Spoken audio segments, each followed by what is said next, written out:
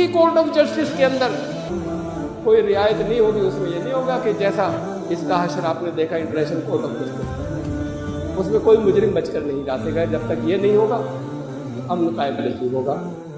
ذاتی زندگی میں امن قائم نہیں ہوگا لوگوں کی، چاہے وہ ماں باپ اور بچوں کی محبت ہو، ذاتی زندگی میں امن قائم نہیں ہوگا اگر ان رولز، ان قوانین کی اگر پابندی نہیں ہے۔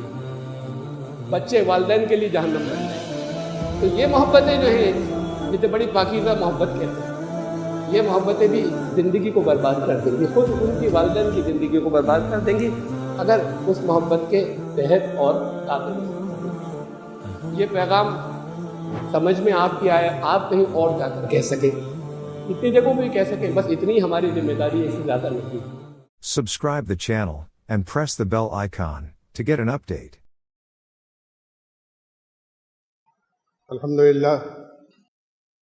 الحمدللہ الذی له حمدا کثیرا کما امر واشهد ان لا الہ الا اللہ وحدہ لا شریک لہ واشهد ان سیدنا و نبینا و مولانا محمدا عبدہ و رسولہ۔ برادران کرام، تیسرا خطبہ ہے یہ اس ٹاپک یا موضوع پر کہ وہ جو مشہور ایک مقولہ بن گیا ہے all is fair in love and war، غلط ہے وہ۔ محبت اور جنگ میں ہر چیز جائز ہے، کوئی قانون نہیں ہوگا، کوئی رول نہیں ہوگا۔ اور تفصیل کے ساتھ میں پچھلے 2 خطبوں میں نے بہت سی باتیں رکھی تھی۔ اصول نہیں ہو، رول نہیں ہو، لا نہیں ہو تو جو بد امنی ہے وہ انسان کو تباہ کر دیتی ہے۔ وہ اصول ان دونوں میدانوں کے اندر ہے۔ پچھلی مرتبہ میں نے تذکرہ کیا تھا، میں انہیں نہیں دہراؤں گا باتوں کو، پچھلے 2 خطبوں میں جو تھی۔ لیکن جب وہ کسی اصولوں کے تحت نہیں آتی ہیں چیزیں، تب کیا ہوتا ہے؟ نمبر 1 بات۔ نمبر 2 بات، یہ اصول اور لا کون بنائے گا؟ ہم مقرر کریں گے، ہر آدمی خود مقرر کرے گا، الگ الگ حکومتیں یا تنظیمیں یہ قانون اور رول بنائیں گی، اور اگر ایسا ہوگا تو اس کے نتائج کیا ہوتے ہیں؟ اب بہت رفتار بڑھ گئی اس کی، جو آپسی جو محبتیں کہلاتی ہیں اس کے اندر جو تعلقات خراب ہوتے ہیں، اور اس کے بعد پھر جو مرڈرز ہوتے ہیں، قتل ہوتے ہیں، بہت بڑھ گئے، بڑی تیزی کے ساتھ میں لگاتار خبریں آ رہی ہیں تلے اوپر، بڑے بڑے بھیانک انداز میں ہوتے ہیں۔ ایسا نہیں ہے کہ جو ارینج میرج ہوتی ہیں سوچ سمجھ کر طے کریں، گھر والے بھی اس کے اندر اسے سپورٹ کر رہے ہوں، چاہے پسند کی ہو وہ، لیکن گھر والوں کی اس کے اندر سپورٹ شامل ہو۔ ایسا نہیں کہ وہاں آپس میں کبھی تعلقات خراب نہیں ہوتے ہیں۔ اصل میں تو وہ تعلقات بھی، اس تعلقات کا خراب ہونا بھی منیمائز ہو جائے، کم سے کم ہو جائے گا، اگر وہ جو قوانین رکھے گئے ہیں اس کے لیے اس قانون کے بنانے والے نے رکھے ہیں، جس کو قانون بنانے کا حق ہے، انہیں نظر میں رکھے تو اس میں چیکس اینڈ بیلنسز ہیں، تو پھر اتنی زیادہ خرابیاں نہیں ہوں گی۔ لیکن اس کے باوجود وہاں اتنے کھلے عام قتل کیوں نہیں ہوتے؟ یہ جو ان ریلیشنز کے اندر شروع ہو گئے کہ جہاں ایک دوسرے کو پسند کیا اور رہنے لگ گئے ساتھ میں، اس لیے کہ وہاں آپس میں جب تعلقات خراب ہوتے ہیں تو کچھ بھی بچاؤ کرنے والے ہوتے ہیں، خاندانوں کی سپورٹ ہوتی ہے، ثالثی کرنے والے ہوتے ہیں، وقت دیا جاتا ہے، لیا جاتا ہے، اس کے بعد بھی کچھ طے نہیں ہو سکے تو پھر رولز ہیں، رشتہ ختم کر دو سب کی نظروں کے سامنے صحیح طریقے سے۔ وہ رولز بھی اسلام نے جو رکھے رشتہ ختم کرنے کے، وہ حکومت کے ہاتھ میں نہیں دیا کہ ختم کرنے کا، عدالت کے ہاتھ میں نہیں دیا، عدالت طے کرے گی۔ جہاں عدالت طے کرتی ہے وہاں بھی قتل ہوتے ہیں، اس لیے کہ عدالتیں طے نہیں کرتی۔ تو اسے ایک کانٹریکٹ ہے معاہدہ ہے آپس کا زندگی کا، اگر ناممکن ہو جائے، ایسا نہیں کہ کسی بھی دن ختم کر دیا ہو، تو سب قانون کی خلاف ورزی ہوتی ہے جو لوگ ایسا کرتے ہیں، اور اس کو ان کی سزا یہاں دنیا میں بھی بھگتتے ہیں، آگے بھی بھگتنی پڑتی ہے۔ تو پھر سارے راستے بند ہو جانے کے بعد ایک منصفانہ ایک بہت اچھا طریقہ دیا گیا کہ کیسے الگ ہو سکتے ہیں، جس کے اندر کوئی عدالت فیصلہ نہیں کرے گی کہ ان کا رشتہ ختم کیا جائے یا نہ کیا جائے۔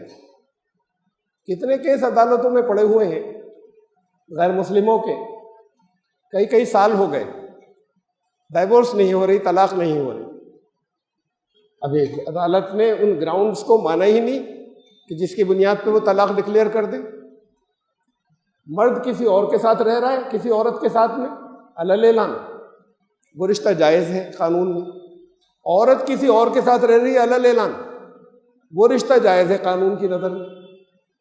اور یہ رشتہ جو برباد ہو گیا، وہ کہہ رہے ہیں کہ نہیں ابھی یہ باقی ہے اور فیصلہ طلاق کا نہیں ہو رہا۔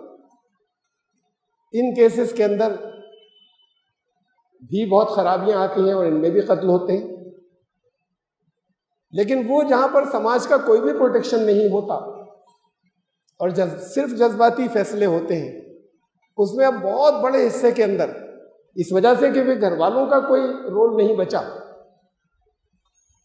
اس وجہ سے وہاں پر ان رشتوں کے اندر جتنے بھیانک انجام ہیں وہ بہت زیادہ تیزی کے ساتھ میں موجودہ دور میں آنے لگ گئے ساتھ میں۔ مثلاً ایک قتل ہوا جو بہت زیادہ مشہور ہوا، بہت پریس نے کور کیا، آفتاب پونے والے نے ٹکڑے ٹکڑے کرنے کے بعد فریج میں رکھ دی باڈی اور اس کے بعد ڈسپوزل کر رہا تھا۔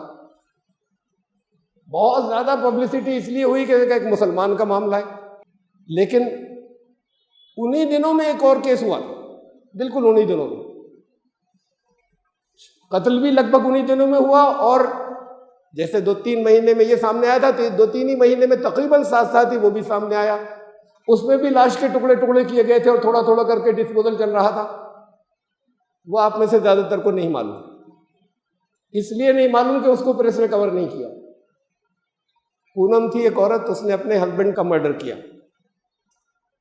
اس کی پہلے شادی سے ایک لڑکا تھا، وہ اور ایسے ہی ٹکڑے ٹکڑے کیے، فریج میں ہی رکھا، یعنی بالکل یہی سارے کیس ہیں، اور تھوڑا تھوڑا سا کر کے باڈی پارٹس کو ڈسپوز کر رہا تھا۔ اس میں پھر تفصیل میں نہیں جا رہا کیسے پکڑا گیا کیس، وہ لوگوں کو نہیں معلوم۔ انہی دنوں کی بات ہے، لگ بھگ ساتھ میں قتل ہوا، لگ بھگ ساتھ میں ہی منظر عام پر آیا یا اس کا پتہ چلا۔ بہرحال یہ تو انداز یہاں کے فاشزم کا ہے۔ وہ شرد پوار کی بیٹی ہیں سپریا سولے، ان کا کچھ دن پہلے بیان آیا، ایک قتل ہوا جو ابھی بمبئی میں پھر ہوا نا، میرا روڈ قتل، تو سنا ہوگا آپ لوگوں نے، پریس میں آیا تھا، جس میں منوج ہے ایک، اس نے اس کے ساتھ میں ایک اور رہتی تھی، ایسی رہنا جو شروع کر دیتے ہیں، اس نے بھی ٹکڑے ٹکڑے کیے لاش کے اور قتل کیا، پھر پکڑا گیا۔ اس نے فریج میں نہیں رکھا، اس نے لاش کے ٹکڑوں کو بوائل کیا، اور بوائل کر کے اسٹور کیا، اور تھوڑا تھوڑا سا کر کے یہ تھا کہ اس کو ٹھکانے لگائیں گے۔ سپریا سولے نے کہا کہ اب بتاؤ، تو اپوزیشن میں ہے نا بی جے پی کے خلاف، تو کہ اب بتاؤ، اس کے تو بڑا شور مچایا تھا آفتاب والے کیس پہ، چونکہ مسلمان تھا۔ اب یہ مسلمان نہیں ہے تو اس کی کوئی پبلسٹی نہیں ہے، اس پہ اتنا ہنگامہ نہیں ہے، ویسے ہی قتل یہ بھی ہے۔ یہ ہوتا ہے اس نظام کے اندر، یہ تو الگ بات ہے، لیکن میں بات اس کی کر رہا ہوں کہ بڑے بھیانک انجام سامنے آتے ہیں۔ ابھی 2 لڑکیوں نے تروچی میں خودکشی کی، سوسائڈ، دونوں بہنیں تھیں، ابھی کچھ دن پہلے کی بات ہے۔ دونوں کے کچھ افیئر تھے، جن سے معلوم ہوا کہ الگ الگ مذاہب کے تھے، شادی نہیں ہو سکتی، ان دونوں نے سوسائڈ کر لی۔ یہ میں نے چند کیس رکھے ہیں، ورنہ اگر اس سال کے اگر آپ جنوری سے یہاں تک لیں تو ڈھیر لگ جائے گا، یہ قتلوں کا یا سوسائڈ کا یا آنر کلنگز کا۔ کسی اور سے کرنا چاہتے تھے، مار دیا۔ وہ مار دینے والوں میں خالی ٹھاکر راجپوت نہیں ہے، وہ یادو بھی ہے آنر کلنگ کے اندر۔ یہ کیوں ہوتا ہے؟ یہ انجام ہی اتنے بھیانک کیوں سامنے آ رہے ہیں؟ اور یہ ایسا کبھی کبھی ہوتا تھا پہلے، اب اتنے بڑھتے کیوں چلے جا رہے ہیں؟ بے پناہ۔ میں آتا ہوں بات کو، کچھ قوانین تھے، وہ قانون کون بنائے گا؟ یہ آپس میں ایک دوسرے کو پسند کرنے والے کہتے ہیں ہم بنائیں گے، ہر ایک اپنا قانون خود بنائے گا۔ یہی تو ہے، آل از فیئر، ہر چیز جائز ہے محبت میں، کہ قانون کوئی نہیں، جو ہمیں پسند ہے۔ تمہاری پسند اگر اس کے خلاف ہے جس نے تمہیں پیدا کیا، تمہیں نہیں معلوم کہ تم کسی مقصد سے تھے یا تھی، یہ اس کا علم نہیں ہے، تو پھر انسان اور جانور میں فرق ہے کہ جو ویلیوز کچھ دی گئی ہیں وہ دے گا جس نے کسی مقصد سے یہاں پر رکھا ہے۔ ان ویلیوز کے تحت رہو گے، یعنی اصل محبت جیسے میں نے پچھلی بار کہا تھا اس سے ہونی چاہیے، اس محبت کے تحت آئیں۔ محبتیں تو فطری ہیں انسانوں کے درمیان، اس کے تحت رہیں گی تو زندگی جنت بنے گی، اس کے خلاف رہیں گی تو یہی زندگی جہنم بنتی چلی جائے گی۔ بات کو تو جو کچھ ہے اس دنیا کے بعد وہ ہے۔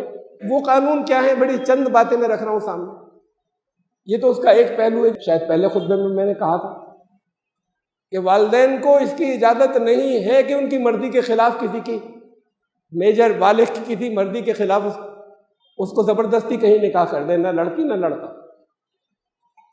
یہ تو ایک سائیڈ ہوئی۔ ان کی اولاد کے اوپر بھی کوئی قانون ہے نہیں، ان کے لیے کوئی قانون ہے؟ ان کا قانون یہ ہے کہ رسول اللہ صلی اللہ علیہ وسلم نے کہا کہ تم نکاح کرتے ہو، لڑکی کو پسند کرتے ہو، دیکھتے ہو، اس کے اندر خوبصورتی تلاش کرتے ہو، اس میں نسب تلاش کرتے ہو، اس کے اندر مال و دولت تلاش کرتے ہو، اور ایک چیز دین بھی ہوتی، یہ چیزیں دیکھتے ہو تم، پریفرنس وہ غلط نہیں ہے۔ خوبصورتی کو پسند کرنا، کہیں مال و دولت کو پسند کرنا، کہیں اس کو پسند کرنا، کچھ برائی نہیں ہے اس میں، اچھا نسب ہو، کوئی برائی نہیں ہے، لیکن ان سے اوپر رکھنا، پرائرٹی جو ہے سب سے اوپر کی ترجیح دین، باقی اس کے نیچے آئیں۔ اب ہوتا کیا ہے کہ دیکھ لیا وہ رشتہ، سب وہ ہم نے دیکھا ہے نماز پڑھ رہی تھی اور ہو گیا، دین آ گیا، اب یہ دیکھنا ہے کہ کتنے مال والا گھر ہے، پیسے کتنے ہوں گے، لڑکی کتنی حسین ہے، کتنی ایجوکیٹڈ ہے۔ پتہ ہے ہمیں وہ محلے والے کہہ رہے تھے، دیکھا تھا انہوں نے ایک دن نماز پڑھتے، تو وہ دین تو پورا ہو گیا، یہیں پر بات ختم ہو گئی۔ یہ مذاق جو ہے، جب تک دین کا مطلب دینی مزاج، دین کے بارے میں معلومات ہو، اپنی زندگی کے فیصلے کرنے کے اہل ہو کہ دین کیا حقوق دیتا ہے، کیا ذمہ داریاں دیتا ہے، کہ پہلے اسے دیکھنا، تب زندگی جنت بنے گی۔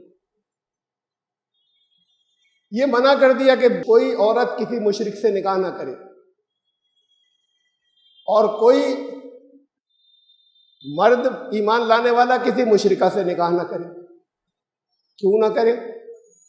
مثلا سامنے سے اخلاق میں اچھے نظر آتے ہیں، فرض کریے کسی جگہ کوئی اور برائی بھی نہیں نظر آتی، منع کیوں کیا ہے؟ کوئی کامنلزم ہے؟ یہ حقیقت ذہن سے نکل جاتی ہے کہ ہمارا یہاں زندگی کا ایک مقصد تھا، ایک نظام دیا ہے اللہ نے، اس نظام سے نکلو گے تو یہاں دنیا میں بھی جہنم ہے اور اس کے آگے بھی جہنم ہے۔ اس نظام سے ٹکرانے والے نظام کو اگر دونوں جیون ساتھی بننا چاہیں اور اپنی زندگی کو دونوں چھوڑ دیں کہ اس نظام سے ہمیں کوئی مطلب ہی نہیں، اس نظام سے جو نظام ٹکراتے ہیں، تو یہ اگر تم نے اپنے دین پر عمل کیا تو زندگی نہیں چلے گی، کرنا اگر چاہا، اور ورنہ تعلقات اپنے محبتوں کے لیے تم نے نام خالی رکھ لیا کہ ہم مسلمان ہیں، وہ ہندو ہے، یا وہ ہندو، یا لڑکا جو ہے وہ ہندو ہے اور لڑکی مسلمان ہے، تم نے نام کے لیے کہیں، اور یہ بھی ہو جاتا کہیں نام بھی بدل لیا، خالی کبھی کبھی دکھانے کو نہیں بھی بدلا۔ یہ ایک غلط نظام جو ہے، وہاں سے تم اپنے شریک زندگی کو اگر طے کر رہے ہو یا کر رہی ہو تو تم نے اپنے نظام کو سمجھا ہی نہیں۔ آگے کی جو نسلیں ہوں گی وہ کدھر جائیں گی؟ بجائے اس کے کہ ایک صالح، ایک دیندار، ایک اچھا سماج، ایک صحت مند سوستھ جو ہے وہ بنے آگے، یہ بکھراؤ ہوگا، اس لیے منع کیا۔ جس نے یہ سمجھا ہی نہیں کہ اس نظام کی بھی کوئی اہمیت تھی، وہ جو دل چاہے کرے، وہ چاہے مسلمانوں کے گھر پیدا ہوا ہو یا پیدا ہوئی ہو، وہ اسلام سے اس کا کوئی تعلق ہی نہیں، چاہے وہ بچپن میں نماز سکھا دی گئی ہو، کبھی نمازیں پڑھتے ہوئے دیکھا گیا ہو، کبھی یہ بنیادیں ہیں، اگر جب یہ بنیادیں ہوں گی تب کچھ فرائض اور حقوق بھی آئیں گے، وہ وہیں سے آئیں گے جس نے وہ رولز بنائے۔ آپ کو حیرت ہوگی کہ بڑی تعداد صحابہ کرام کی زندگی کے اندر رشتوں کی وہ ہے جہاں والدین نے طے نہیں کیے، انہوں نے خود پسند کیے رشتے۔ زیادہ بڑی تعداد ایسی تھی کہ جہاں رشتے آپس میں ایک دوسرے کی پسند سے ہوئے۔ یہ پسند منع نہیں ہے، لیکن اس پسند کے اندر کن چیزوں کو سامنے رکھیں، کن چیزوں کو پسند کے اندر سامنے رکھا جائے، کہ تم پہلے نمبر کے اوپر دین کو رکھنا، پھر باقی چیزوں کو نیچے لے جانا، ٹاپ پرائرٹی پر وہ آ جائے، یہ خالی مذاق نہ بن جائے، تب ہوگی صحت مند زندگی۔ میں جنگوں کے بارے میں بات کروں، دنیا کے اندر جنگوں کے جو قانون بننے شروع ہوئے کہ جنگوں میں کچھ کوڈ آف کنڈکٹ بھی ہونا چاہیے، ضابطۂ اخلاق بھی، کچھ رولز بھی ہونے چاہیے۔ پہلے کوئی رول نہیں تھا، کہیں کن وجوہات سے ایک دوسرے پہ حملہ کرتے ہیں اس کی بات تو پہلے خطبوں میں آئی تھی، لیکن جب حملہ کر دیتے ہیں جیتنے کے لیے دوسرے علاقوں پر، کوئی جو جیتتا ہے وہ جیسی تباہی مچاتا ہے، جیسے عوام کو قتل عام کرتا ہے، جیسے وہاں کی عورتوں کے ساتھ میں جو کچھ سلوک کیا کرتے ہیں وہ لوگ، اور جیسا پریزنرز آف وار، وہ تو پریزنرز آف وار کو تو یا تو قتل عام کر دیا اور یا ان کو ایسا قیدی بنا دیا کہ وہ سسک کے خود مر جائیں گے، اتنے دنوں کچھ کام کر جائیں ہمارا۔ کوئی رول نہیں تھا، کوئی لا نہیں تھا۔ یہ 19ویں صدی کے 19th سینچری کے مڈ سے یہ احساس پیدا ہوا کہ کچھ آچار سنہتا ہونا چاہیے، کوئی ضابطۂ اخلاق، کوئی کوڈ آف کنڈکٹ ہونا چاہیے وار میں بھی، اگر جنگیں بھی ہو جائیں۔ سن 1850 کے بعد یہ احساس اسٹارٹ ہوا ہے، اب سے 250 سال پہلے، اور اسلام نے جو کوڈ آف کنڈکٹ دیا تھا اس سے بہتر وہ دیا تھا اب سے 1450 سال پہلے۔ میں کچھ چیزیں اس کی میں رکھتا ہوں سامنے آپ کو۔ 1860 کے اندر پہلے جنگوں کی بات سمجھ لی کہ اسلام کیا کہتا ہے۔ یونائٹڈ نیشنز کا چارٹر تو یہ کہتا ہے، ان کا آرٹیکل 2، کہ جتنی ممبر اسٹیٹس ہیں وہ نہ کسی دوسرے کو دھمکائیں گی اور نہ کسی دوسرے پہ حملہ کریں گی۔ اب تقریباً تمام دنیا جو ہے وہ یونائٹڈ نیشنز کی ممبر ہے، تمام ممالک تقریباً، کچھ کو چھوڑ کر۔ ان کا چارٹر جو ہے وہ یہ کہہ رہا ہے کہ نہ کسی دوسرے کو دھمکی دیں گے، نہ کسی پر حملہ کریں گے۔ اس یونائٹڈ نیشنز کے بننے کے بعد، جنگ عظیم کے بعد پھر کتنا قتل عام ہوا، میں نے پچھلی مرتبہ رکھا تھا آپ کو، کہاں ویتنام میں کیا ہوا، اور کوریا کے اندر کیا ہوا، اور افغانستان کے اندر، اور عراق کے اندر، اور دوسرے دنیا کے اور بہت سے ملکوں کے اندر، یہ سب اس کے بعد چل رہا ہے، حملے چل رہے ہیں، چاہے جس پر، اور ابھی لیٹسٹ جو ہے وہ روس نے جو ہے وہ اس پر حملہ کیا اپنے برابر میں۔ تو پھر یہ جو لگاتار جو سلسلہ یہ چلتا رہا، کوئی اقوام متحدہ درمیان میں نہیں آ رہی۔ اس سے پہلے ایک لیگ آف نیشن بنی تھی پہلی جنگ عظیم کے بعد، وہاں کچھ رولز رکھے گئے تھے، کسی نے مانے نہیں، دوسری جنگ عظیم ہو گئی، سیکنڈ ورلڈ وار، اسے کینسل کر کے اب اس سے سبق لیے گئے اور پھر لا بنائے گئے۔ اب یہ آپ کے سامنے اقوام متحدہ جو ہے، سیوکت راشٹر یونائٹڈ نیشنز اب ہے، اور اس کی حالت جو ہے وہ یہ ہے کہ اس کے بعد وہ جنگیں جو میں نے جس کے تذکرے میں نے پچھلے خطبوں میں کیے تھے، اس کا آرٹیکل 51 کہتا ہے یونائٹڈ نیشنز چارٹر کا، جنگ اگر ہوگی، کسی نے حملہ کر ہی دیا تو صرف ڈیفنس کے لیے ہوگی۔ اسلام کہتا ہے صرف ڈیفنس کے لیے نہیں ہوگی، اس لیے کہ وہ جو انہوں نے رکھا تھا وہ تو بالکل امپریکٹیکل تھا، ڈیفنس کے لیے صرف نہیں ہو رہی، اور بے پناہ بہت بڑی تعداد کے اندر دنیا کے لوگ جو ہے وہ مارے جا چکے، اور شہری آبادی بھی ختم ہوئی، فوجی بھی دونوں طرف کے ختم ہوئے۔ میں یہاں پر آیات کے حوالے وقت بچانے کے لیے نہیں دے رہا ہوں، آیات پڑھ کر نہیں سنا رہا۔ اسلام نے کہا ڈیفنس کے لیے، دفاع کے لیے جنگیں ہوں گی، تمہیں اجازت دی جاتی ہے، لفظ اجازت ہے۔ سورہ حج کی آیت نمبر 39-40، آپ میں سے کوئی چاہے تو وہاں پر جا کر دیکھ لیں، اس میں یہ تک تذکرہ کیا کہ عبادت گاہوں کو نہیں توڑا جائے گا، نہ یہودیوں کی، نہ عیسائیوں کی، نہ کسی مٹھ کو توڑا جائے گا، اور مسجدیں ٹوٹیں یہ بھی اللہ کو پسند نہیں، جیسے ایسے یہ بھی پسند نہیں اللہ۔ تو جنگیں جو ہوں گی اس کے اندر یہ نہیں کیا جائے گا۔ یہ پہلا موقع تھا جب یہ اجازت دی گئی۔ اس کے بعد اور رولز بتائے کہ نہیں، کسی ماس لیول پر کہیں اگر ظلم ہو رہا ہے لوگ چیخ چلا رہے ہیں تو تم بیٹھے ہو گھر پر. یہ بھی اللہ کے راہ میں لڑنا ہے کہ جا کر انہیں بچاؤ. یہ ہے اقدامی جنگ، اٹیک، کہ جا کر ان سے لڑو اور ان کو بچاؤ. بچانے والے اب شہری آبادی پہ حملے شروع کر دیں گے، لاکھوں لوگوں کو مار دیں گے بچانے جانے والے. اس بچانے کے نام پر، امن کے نام پہ جو جنگیں ہوئی ہیں، اس بچانے کے نام کے اوپر رول تو یہ ہے کہ جب تک تم پر حملہ نہیں کیا، اقوام یونائٹڈ نیشنز کے ممبر کنٹریز دوسرے پہ حملہ نہیں کریں گے. اب 2001 کے اندر جو ہے انہوں نے حملہ کر دیا امریکہ نے افغانستان پہ. 20 سال رہے وہاں پر. کیا کر رہے تھے؟ 2003 کے اندر عراق پر حملہ کیا. درمیان میں بہت سی جنگیں ہوئی اور لیٹسٹ جو ہے روس اور یوکرین کی وار جو ہے، یعنی روس نے حملہ کر دیا یوکرین کے اوپر، یہ لیٹسٹ چل رہی ہے اس وقت. درمیان میں مڈل ایسٹ کے اندر بہت جنگیں ہیں. اس علاقے کے اندر بھی ہیں آذربائیجان اور آرمینیا اور تاجکستان اور ازبکستان، اس علاقے کے اندر بھی جنگیں اس درمیان میں ہیں. حملہ نہیں کریں گے تو یہ حملے ہوئے ہیں، اور کوئی یونائٹڈ نیشنز کے پاس تیتھ نہیں ہے، کوئی اس کے پاس ایسا رول نہیں ہے کہ اسے روک سکے کہ یہ نہیں ہوگی جنگ.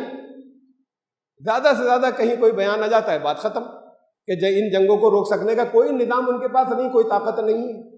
تو اقوام متحدہ نہیں روک سکتی. یہ تو اس کے بعد تھے وہ رول جو 18 میں کہہ رہا تھا 19 سینچری سے. ہیگ کنونشن ایک ہوا تھا، ہیگ ہے وہاں پر ہالینڈ میں، نیدرلینڈ میں، 1860 میں. لوگوں کو جہاں سے توجہ شروع ہوئی کہ جنگوں کے کچھ رول ہونے چاہیے. سب جنگ عظیم یہ تو سب اس کے بعد ہوئی ہیں نا. پہلی ورلڈ وار 1914 میں ہوئی. 1860 میں بہت سے ملکوں نے اس کے اوپر دستخط کیے، معاہدے کے اوپر. ہیگ کنونشن میں جو سب نے دستخط کیے، وہ ہیگ کنونشن یہ کہتا تھا ڈکلیریشن ہوگا جنگ کا، ایسی کسی پر کوئی نہیں حملہ کر دے گا، اعلان کرنا ہوگا جنگ کا. یہ جتنی جنگیں ہوئی اس کے اندر یہ سب کی خلاف ورزی ہوئی. پھر ورلڈ وار 1 ہوئی، ورلڈ وار 2 ہوئی، اور اس کے بعد سے آج تک، اس وقت تک. یہاں پر ایک ہمارے اپنے ملک کی ایک جنگ ہوئی 1971 میں، وہ جو بنگلہ دیش وار کہلاتی ہے. کتنے دنوں تک تو ایک مکتی باہنی کے نام سے انڈین فوج لڑتی رہی وہاں، کوئی اعلان نہیں، جنگ چل رہی. اور پھر کل آخری مومنٹ پہ بھی بہت بات کو انہوں نے اعلان کر دیا کہ جنگ چل رہی ہے. اس وقت تک تو یہ ہے کہ وہ بنگلہ دیش کے لوگ ہیں، جنگ آزادی لڑ رہے ہیں، وہ مکتی باہنی ہے جو لڑ رہی ہے. اعلان کی یہ شکل ہے جس کی قانون کی دھجیاں اڑانے کی. یہ دنیا میں جگہ جگہ ہوتا ہے. یہ ابھی روس نے جب حملہ کیا، آخر تک کہتا رہا حملہ نہیں کرنا ہے، اچانک ایک دن حملہ کر دیا. دنیا سے یہ کہتا رہا کہ نہیں، حملہ ہمیں نہیں کرنا ہے. اقوام متحدہ تو بالکل ناکام ہے بچا سکنے کے اندر. میں نے ہیگ کنونشن کی بات کی کہ ڈکلیریشن ضروری ہے وار کے لیے. ڈکلیریشن کیا ہے؟ اعلان کرو جنگ کا. اعلان کر کے فوراً حملہ کر دو گے. ہم نے اعلان کر دیا، حملہ کر دیا. پھر اسلام نے کیا لا دیا؟ 1450 سال پہلے جو اسلام نے لا دیا تھا. پہلی بات تو یہ کہ جنگ اس لیے ہوگی. دوسری بات میں نے بتائی کہ ظلم کے خاتمے کے لیے ہوگی. وہاں کوئی خوریزی نہیں ہوگی، خون نہیں بہے گا، صرف فوجوں سے لڑو گے بس، بات ختم ہو جائے، ظلم ختم کرو، آ جاؤ، یا وہاں کوئی انصاف کی حکومت قائم کر دو. اور تیسری یہ کہ کسی قوم سے اگر تمہارا، یہ سورہ توبہ کی آیت نمبر 6 میں، تو کسی قوم سے اگر تمہارا معاہدہ تھا، معاہدے کی خلاف ورزی ان کی طرف سے ہوتی ہے، جو خلاف ورزی نہیں کر رہے ان کے ساتھ میں اپنا تم بھی معاہدے کی پابندی کرنا ان کی طرف سے ہوتی ہے، تو تمہیں اجازت ہے کہ تم جیسے حالات ہو ویسا کر سکتے ہو، حملہ بھی کر سکتے ہو، جنگ بھی کر سکتے ہو، انتظار بھی کر سکتے ہو. یہ 3 کنڈیشنز کے علاوہ چوتھی کوئی کنڈیشن ہی نہیں ہے جس کے اندر قرآن جنگ کی بات کرتا ہو، نہ اسلام پھیلانے کے لیے، نہ علاقے جیتنے کے لیے. اب بات اتنی سے نہیں ہے، یہ ڈکلیریشن آف وار کو قرآن نے کہا سورہ انفال کے اندر 8ویں سورت کے اندر آیت نمبر 58 قرآن نے کہا کہ وَإِمَّا تَخَافَنَّ مِن قَوْمٍ خِيَانَةً، اگر تمہیں کسی قوم سے یہ ہو کہ یہ معاہدے کی خلاف ورزی کر کے یہ اچانک حملہ کر دیں گے، تمہیں بالکل یقینی اطلاع ہو گئی، پھر معاہدے کو تم اعلان کر دینا. وہ تو اللہ کے قانون کو مانتے نہیں. تم اعلان کر دینا کہ اب ایگریمنٹ ٹوٹ گیا، اس کے بعد حملہ کر دو گے. قرآن کہتا ہے 4 مہینے کا نوٹس دینا. اب 4 مہینے میں تو بڑی جنگ کی تیاری اور کر لیں گے وہ.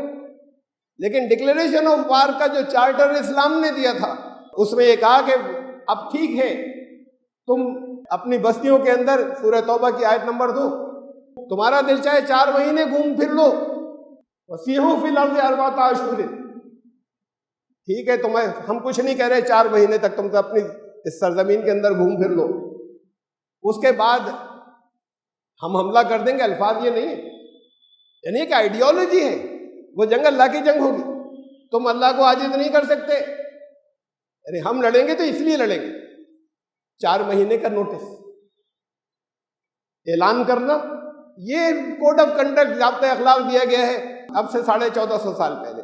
ضابطۂ اخلاق جنیوا کنونشن ہوا ہے، یہ جنیوا کنونشن 1949 کی بات ہے، 1949 کی، اس میں بہت سی چیزیں پاس ہوئی، 196 ملکوں نے سائن کیے کہ ہم اسے مانتے ہیں اور ہم اس کی پابندی کریں گے، 196 کنٹریز میں۔ بعض باتیں ناقابل عمل ہیں اور بعض باتیں ایسی ہیں کہ مثلا جنیوا کنونشن کہتا ہے کہ اس کے اندر جو اس کی کلازز ہیں وہ کہتا ہے کہ ایسا نہیں ہونا چاہیے کہ دھوکہ دینے کے لیے، اگر جنگ ہو ہی رہی ہے، دھوکہ دینے کے لیے تم فوجی وردی دشمن کی پہن لو، دھوکہ کھا جائے، ان کی دشمن کی وردی پہنچ کے گھس گئے، اس کے اندر گھس گئے، انہیں مار رہے ہو، اگر نہیں فیئر ہوگی، اگر جنگ ہوگی۔ یہ 1949 کے اندر جو کنونشن تھا اس نے طے کیا، جنیوا کنونشن یہاں جا کے طے ہوئی، یعنی کب کتنا عرصہ ہوا تب سے لے کے اب تک 150 پونے 200 سال، وہاں سے لے کے آج تک اسلام نے یہ رول دیا تھا، محمد رسول اللہ صلی اللہ علیہ وسلم نے کہا، جس کا بڑا مس یوز کرتے ہیں جو حدیث ہے، بالکل غلط جگہ اپلائی کرتے ہیں، بڑا کرپشن، اس سے بہت دین کے فہم کے اندر بڑی غلطیاں اور خرابیاں پیدا ہو گئی۔ من تشبہ بقوم فہو منہم، اسے لگا دیتے ہیں حلیے کے اوپر، وہ پوری ایک بار خطبے میں حدیث کا پورا پس منظر یا سیاق و سباق اور پہلے کے الفاظ بعد کے الفاظ بتا چکا ہوں۔ جس نے کسی قوم کی مشابہت اختیار کی اس کو انہی میں سے مانا جائے گا۔ یہ میدان جنگ کے لیے تھی یہ جو حدیث تھی۔ اب اگر تم اس حلیے میں نہ رہے ہو جس میں دشمن ہے، اس کا خیال رکھو، کچھ قوموں سے معاہدے بھی ہیں، وہ بھی اس کا خیال رکھیں کہ تمہارے حلیے، تمہاری وردی، تمہاری چیزیں ایسی ہو جیسے ہم سے معاہدے کیا ہماری جیسی، دشمن جیسی ہوں گی تو پتہ نہیں چلے گا، پھر مارے جاؤ گے تو پھر کسی طرح کی دیت اور کمپنسیشن وغیرہ کچھ نہیں ہوگا اور کوئی ذمہ داری بھی نہیں ہوگی۔ تو یہ کہ دشمن کی مشابہت مت کرنا میدان جنگ کے اندر، اس جیسے مت نظر آنا، یہ لا جو ہے یہ 1450 سال پہلے محمد رسول اللہ صلی اللہ علیہ وسلم نے دیا تھا، جو 1860 کے اندر ہیگ کنونشن دے رہا ہے، اور پھر اس کے علاوہ یہ جنیوا کنونشن دے رہا ہے 1949 کے اندر۔ پھر جنیوا کنونشن نے ناقابل عمل، ان کا جب جنگ ہو رہی ہو، جتنے پرزنرس آف وار ہو، جنگی قیدی، ان کو کسی تھرڈ کنٹری کے حوالے کرتے جانا، اپنے قبضے میں مت رکھنا۔ دنیا میں آج تک کسی نے عمل نہیں کیا، آج تک، آج کی تاریخ تک ناقابل عمل ہے، دشمن کے لوگوں کو پکڑ پکڑ کے کسی تھرڈ کنٹری کو دیتے چلے جائیں۔ ایک ہے اس کے اندر جس میں 196 کنٹری نے دستخط کیے، کسی نے آج تک عمل نہیں کیا۔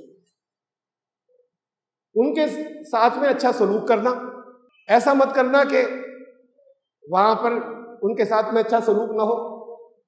اسلام نے الگ سلوشن دیا، یہ پریکٹیکل سلوشن تھا جو 1450 سال پہلے دیا تھا۔ ماڈرن لا نے جو سلوشن رکھا، یا ماڈرن جسے ہم کہہ لیں لیٹسٹ اس وقت یہ ہے، اس نے جو سلوشن رکھا وہ تو یہ تھا جس پر دنیا میں کہیں آج تک عمل ممکن نہیں ہے اور نہ آئندہ کبھی ہوگا۔ اسلام نے رکھا تھا قیدی لا سکتے ہو، جو خود کھانا انہیں کھلانا، جو خود پہننا انہیں پہنانا، یعنی کہ یہ ان کو تم نے موٹا چھوٹا ان کو دے دیا اور خود اچھا پہن رہے ہو، جیسا تم پہننا ویسا ہے۔ وہ جنگی قیدی جو ہے وہ لوگوں میں ڈسٹریبیوٹ کر دیے جاتے تھے، کسی جیل میں نہیں رکھے جاتے تھے، اسیران، یہ کہلاتے تھے غلام۔ یہ غلام کسی باؤنڈری میں قید نہیں ہوتے تھے، گھر کی باؤنڈری میں بھی قید نہیں ہوتے تھے، انہیں ہر جگہ صرف یہ تھا کہ یہ بھاگیں گے نہیں، بستی سے فرار نہیں ہوگے۔ اس وقت تک جب تک کے لیے بہت سے سلوشنز ہیں، یہ تو اپنی جگہ ہے کہ وہ اسلام قبول کر لیتے، اس کے علاوہ بہت سے سلوشنز اس کے تھے۔ جنگی قیدیوں کا کوئی اگر تبادلے کی بات ہو تو وہ تبادلہ ہو جائے، اگر ادھر کے بھی کہیں کسی اور جگہ پر ہے، کچھ اور بھی سلوشنز تھے، میں ان سب کی یہاں پر بات نہیں کر رہا۔ تو جنگی قیدی جو ہیں اس میں جو عورتیں ہیں، کرپشن ہے چاروں طرف، آل راؤنڈ، کہ جہاں ایک عام اسلامی رول جو ہے کے طور پر ڈکلیئر کر دیا گیا کہ جو عورتیں جنگی قیدیوں کے طور پر آئیں. پہلی بات تو سمجھ لیجیے جنگی عورتیں کیسے آئیں گی؟ مسلمان کیا بستی میں سے گھروں میں سے نکل کے عورتیں پکڑ کے لائیں گے؟ اس کی اسلام اجازت دے. میدان جنگ میں جو ہے اس سے الگ نہیں بات کر سکتے کسی. تو وہ جو عورتیں ہوں گی ان کے ساتھ میں بغیر نکاح کے سیکسول ریلیشن شپ نہیں رکھی جا سکتی. قرآن کہہ رہا ہے، عام ہے بات، کنیزوں کے ساتھ میں سیکسول ریلیشن شپ جو ہے وہ تو اجازت اسلام دے رہا ہے. قرآن نے کہا کہ بہت صاف الفاظ میں کہ تمہاری جو کنیزیں ہیں ان سے کہا فَانْكِحُوهُنَّ بِإِذْنِ أَهْلِهِنَّ، وہ جس کی کنیزیں ہو ان کی پرمیشن لے کر ان سے نکاح کرنا. سورہ نساء کے اندر آیت نمبر 24-25 کے اندر ان کے لیے ان سے تمہیں نکاح کرنا ہوگا، ان کے مہر ادا کرنے ہوں گے. اور پھر یہ لا رسول اللہ صلی اللہ علیہ وسلم نے دیا تھا کہ وہ اگر کسی کے نکاح میں جاتی ہے تو جس کی تھی اس کا مطلب اس نے آزاد بھی کر دیا، آزادی بھی مل گئی اس کے نتیجے میں. یہ تھے ہیومینیٹیرین لاس جو تھے، اور یہ پریکٹیکل قوانین تھے. ان کے ساتھ میں کوئی بدسلوکی نہیں ہوتی، صرف یہ کہ دشمن کیا جائیں گے تو پھر لڑنے آئیں گے ہم سے. اگر ہم نے انہی کو دے دیا، فوجیں واپس کر دی. جنیوا کنونشن یہ کہتا ہے جلد سے جلد جنگ ختم ہونے کے بعد ان کو پرنسپل آف وار کو انہی کو واپس کر دو. ٹرینڈ فوجی ہیں انہی کو واپس کر دو، پھر وہ فوج میں ہم سے لڑنے کے لیے آئیں گے. اسلام نے اس سے ایک پریکٹیکل سلوشن رکھا تھا، لیکن بہت ہیومینیٹیرین تھا انسان. یہ تو اس کی امیج، اس کی چیزوں کو خراب کر کے بگاڑ کر ہمارے یہاں بہت سے علم والوں نے بگاڑ دی. پھر اس کے علاوہ ایک انٹرنیشنل ہیومینیٹیرین کنونشن تھا یہ 1907 کے اندر. انہوں نے کہا اس کے اوپر، یہ 1907 پہلی جنگ عظیم سے بھی پہلے دنیا میں کہیں عمل نہیں ہوتا. اس نے کہا کہ تم کسی بستی میں آبادیوں کے اندر انسانوں کو قتل نہیں کرو گے، پبلک کو. حملے تمہارے جو ہوں گے وہ صرف ان کے لیے ہوں گے، ان لوگوں کے لیے ہوں گے جو فوجی ہیں جن سے تمہاری لڑائی ہو رہی ہے، لیکن پبلک کو کوئی نقصان نہیں پہنچاؤ گے.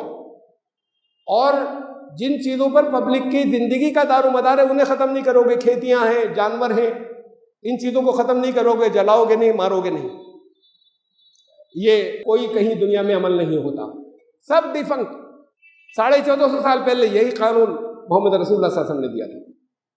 خالی اتنا نہیں تھا، اس کے اندر تو خالی عورتوں اور بوڑھوں کا ذکر ہے. عورتوں اور بوڑھوں کو وہاں میدان جنگ کے اندر نہیں مارو گے. رسول اللہ صلی اللہ علیہ وسلم نے کہا عورتوں کو نہیں مارا جائے گا، بوڑھوں کو نہیں مارا جائے گا، مزدوروں کو نہیں مارا جائے گا، چاہے وہ ہتھیار لے کر آ رہے ہوں. مزدوروں کو وہاں پر نہیں مارا جائے گا، بچوں کو نہیں مارا جائے گا.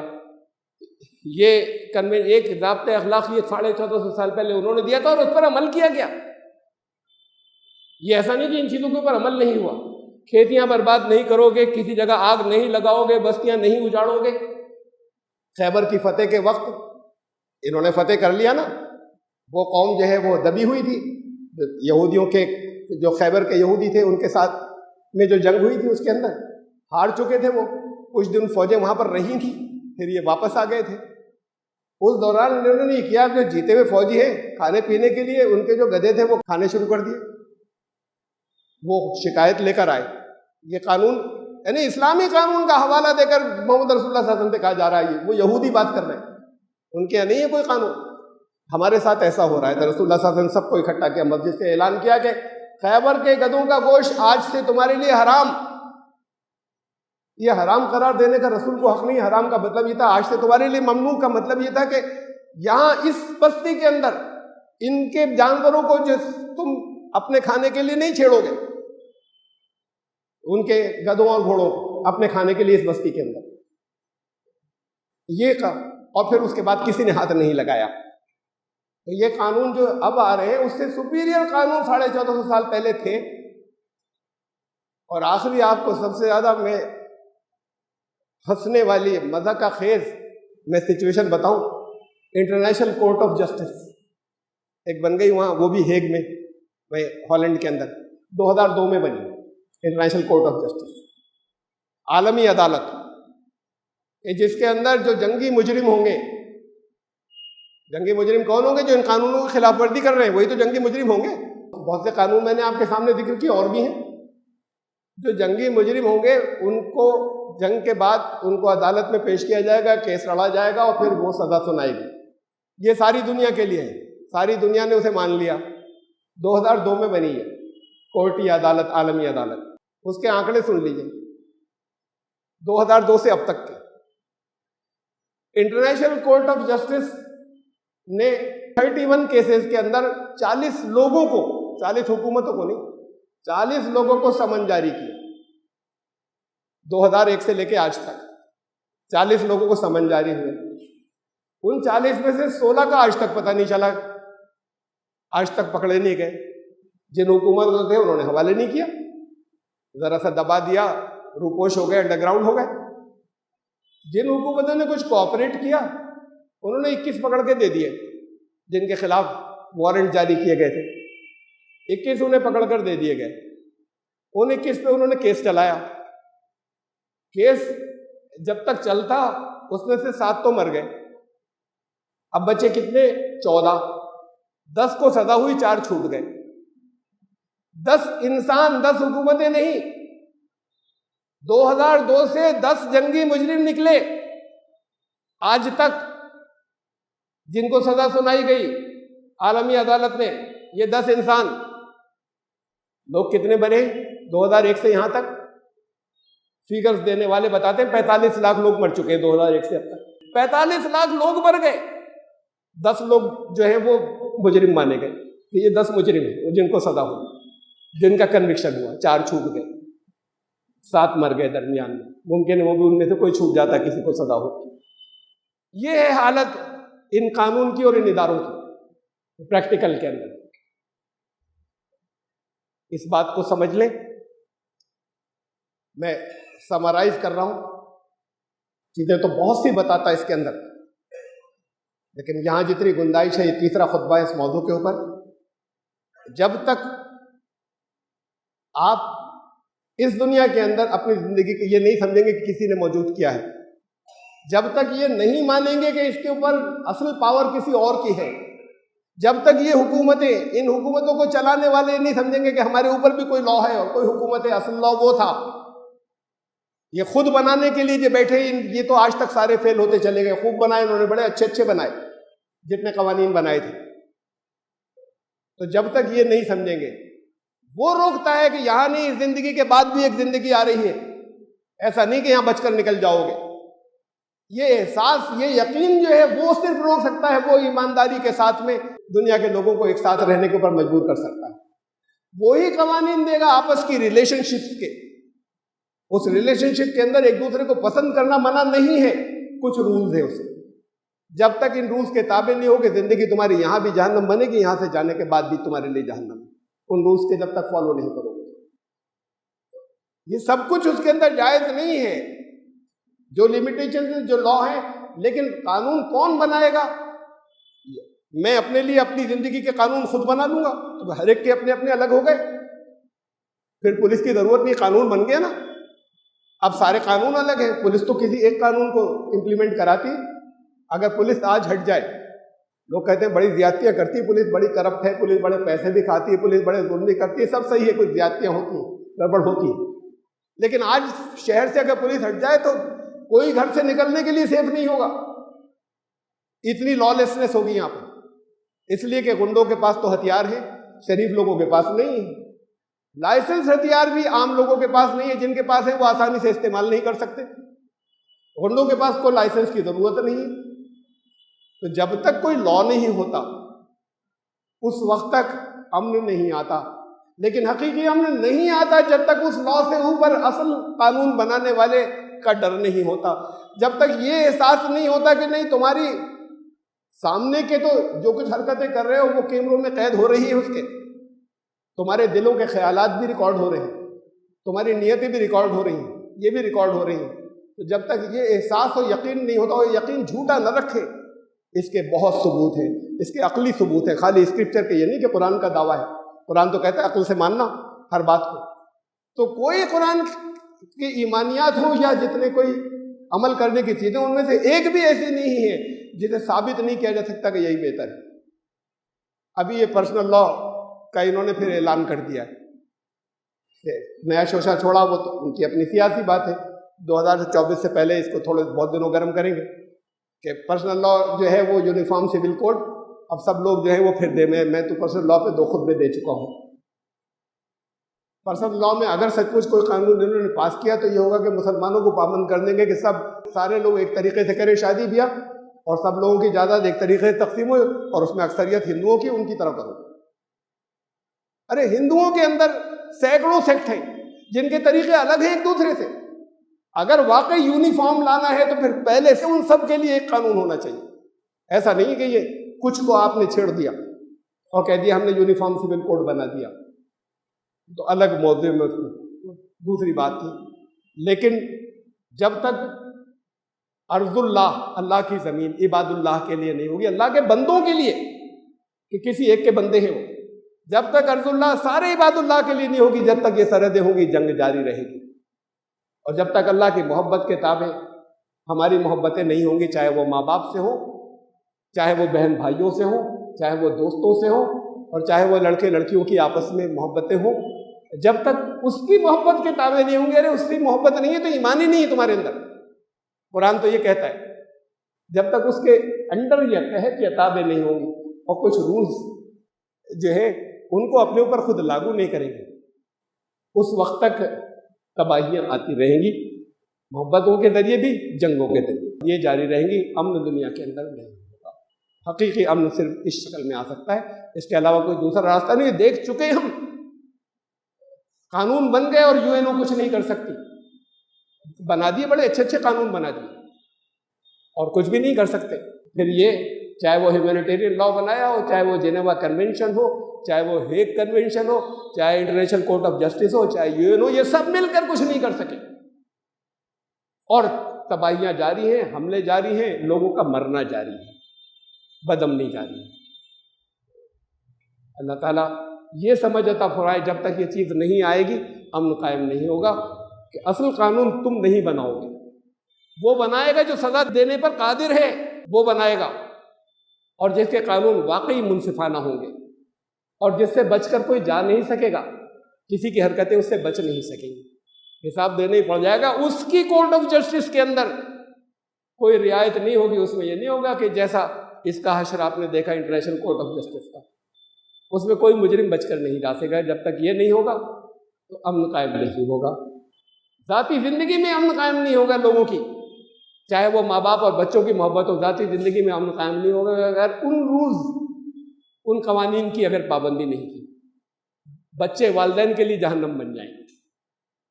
ان کے لیے قرآن کہتا ہے تمہاری اولادوں کو ہم ان کے ذریعے تمہیں عذاب دیں گے. تمہاری اولادوں کے ذریعے ان کی محبتیں ان کو جو کچھ بنا دیں گی، وہ ماں باپ کو ماں باپ نہیں سمجھیں گے، بگاڑ دیں گے جیسے. تو یہ محبتیں جو ہیں جسے بڑی پاکیزہ محبت کہتے ہیں، یہ محبتیں بھی زندگی کو برباد کر دیں گی، خود ان کی والدین کی زندگی کو برباد کر دیں گی اگر اس محبت کے تحت اور تابع نہیں ہوں گی. یہ پیغام سمجھ میں آپ کی آئے، آپ کہیں اور جا کر کہہ سکیں، اتنی جگہوں پہ کہہ سکیں، بس اتنی ہماری ذمہ داری ہے، اس سے زیادہ نہیں ہے. آپ کی آ جائے سمجھ میں اور آپ بھی خالی سن کر نہیں چلے جائیں، اسے کہیں ٹرانسفر کر دیں اور پھیلا دیں، جتنوں تک بھی پہنچ جائے. ابھی فوراً نہیں پہنچے گا، اور نسلیں آئیں گی جب پہنچے گا، قومیں آئیں گی جب پہنچے گا، وہ پھر ان قوانین کی پابندی کریں گے، تب حقیقی امن قائم ہوگا، تب یہ سرحدیں نہیں ہوں گی. یہ اکھنڈ بھارت جسے کہا گیا تھا، یہ پوری دنیا کو کہا گیا تھا، جو انہوں نے اس ٹکڑے کو اکھنڈ بھارت بنا دیا 2-4 اور ملکوں کو ملا کر. اس کے ثبوت ہے میرے پاس، کوئی یہاں کا ٹاپک نہیں ہے موجود. تب وہ اکھنڈ بھارت بنے گا جو پوری دنیا تھا، تب وہ ارض اللہ ہوگی، عباد اللہ کے لیے. کوئی ویزا نہیں ہوگا، جہاں جس حصے کے اندر غربت ہوگی، ریسورسز کم ہوں گے، دوسرے سے وہاں پہ فنڈز جائیں گے، ان کا خیال رکھیں گے. گورے اور کالے مل کر آپس میں بھائی بہن ہوں گے. یہ جب تک اس کے نظام کو نہیں مانیں گے، اس کے لا کو نہیں مانیں گے، اور یہ ہوگا، آئے گا. دنیا تباہ ہو کر پھر جیسے تباہ ہو کر انہوں نے تباہی کے بعد لیگ آف نیشنز بنائی، پھر تباہ ہوئے، UN بنا دیا. اب دنیا میں بہت بڑے پیمانے پہ یہاں بھی کچھ تنظیمیں آواز اٹھا رہی ہیں UN ختم کرو، ڈیفنکٹ ہو گئی، بیکار ہو گئی. اور دنیا میں بہت سی جگہوں پہ آوازیں اٹھ رہی ہیں، آپ لوگوں کے ابھی کانوں میں نہیں پڑی. تو پھر اب اس کو بھی ختم کرنے کا وقت آ گیا. کوئی تیسرا بناؤ گے نام بدل کر، ایسے قوانین جاری کر دو گے، سوچنا پڑے گا اس سے مختلف کچھ ہونا چاہیے. کیوں خرابیاں ہیں، کیسے دلیں گی. اللہ تعالیٰ ان کو بھی سمجھ بوجھ عطا فرمائے. بارک اللہ لنا وفی القرآن العظیم انہ تعالیٰ جواد الکریم.